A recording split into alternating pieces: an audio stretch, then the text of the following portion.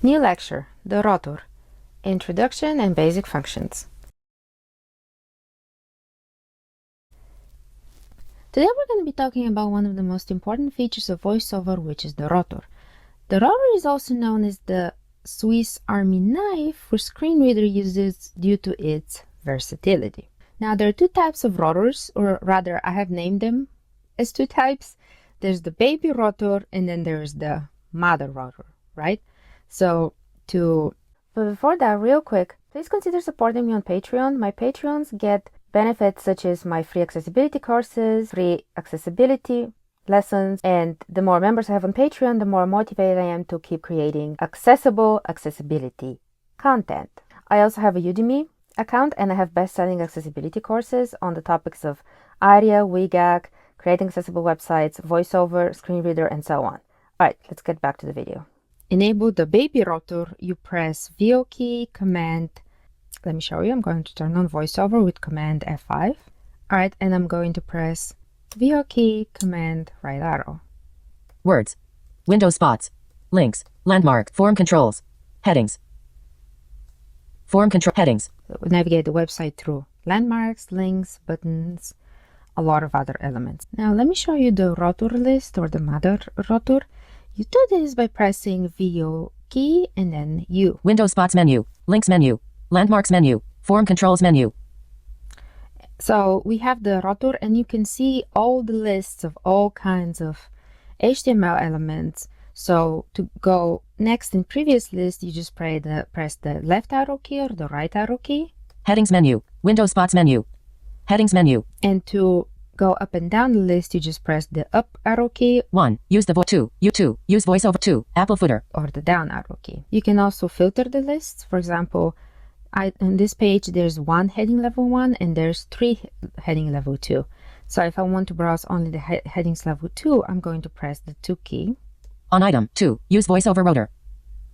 And only the headings level 2 are shown in the list. Now let me show you a better example. So I'm going to turn off the rotor by pressing the escape key. Web content accessibility guide. All right. Now what I'm going to do is now I'm on the WCAG page and the WCAG page has a lot of content. So what I'm going to do is I'm going to turn on the rotor. So I'm going to press VO key and U. Headings menu. Notice how the headings menu in the WCAG is enormous. There's so many headings that just all WCAG success criterion are 84. So just a small correction, WCAG 2.2 has 86 success criterion total, not 84. We have 84 headings, but there are way more than that. Now let's say I want to filter only headings level 4. So what I'm going to do is press number 4. On item 4, new features in WC. And only headings number 4 are shown on the screen, right? And remember, to go up and down, you just press the up arrow key and the down arrow key. You don't need to press the VO key when you're going up and down a rotor list. 4. Numbering in WCAG 2.2. Now let's go to the links list. Form controls menu, landmarks menu, links menu. On item jump to There's so many links, of course, on the WCAG, but let's say we want to find the copyright link, right? So you can either go up and down with the arrow keys or you can start typing. So the copyright, I'm just going to start typing copyright. So I'm going to press COPNY. Commit history, copyright, one item. There we go. It filtered the entire list of links only to the copyright. And if I want to go to that one, I'm just going to press enter. Link, copyright. And I am magically flown to that link, right? Another thing I want to show you is if we go back to the links list.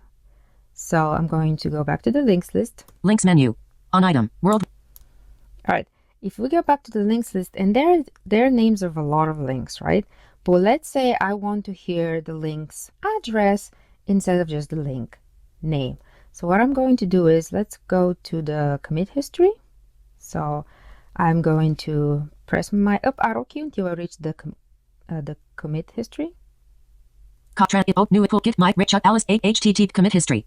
All right. Now the link just says commit history, but I want to hear its internet address. And I'm going to do that by pressing VO key, Shift, U. HTTPS. HTTPS, GitHub W3C tag commits. There we go. Now I know that the commit history link goes to another website called GitHub, right? And the same thing goes for filtering lists. They can just start typing letters, and then the list is going to get filtered out. Now, there are other things in the rotor. Window spots menu. We have landmarks, we have window spots, which is very advanced. We're going to talk about it in a different lecture.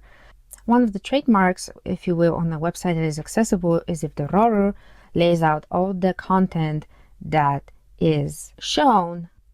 Now, a real-life example of the rotor is the table of contents in a book. So whenever a user goes to a website, they can just have like a table of contents of that specific website, so they can quickly find information, button links, wherever they need, right? Now, a good example is the greatest book ever written, which is Anne of Green Gables.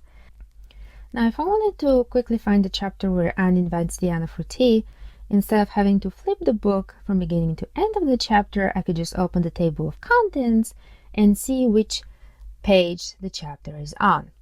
Same with the rotor. Instead of browsing every single element on a page, the rotor allows you to jump to the element you want quickly. And also, I think this quote from the book is something we should all do in our lives. The quote is, "One should always have a worthy purpose in life that they should pursue faithfully." Now, another thing I want to mention is in the rotor is only going to show content that is available on the site. So if you go on a website that doesn't have any headings, then the list of the rotor is not going to show. It's not going to show a list of heading, or if a website has no links. All right. Yeah. Hope to see you in the next lecture. Bye. Hey, thank you for watching. I have a bunch of accessibility courses at accessibilityacademy.com. Send me an email at steph@stephanienewman.com. Support me on Patreon and subscribe to the channel and like this video. Okay, bye.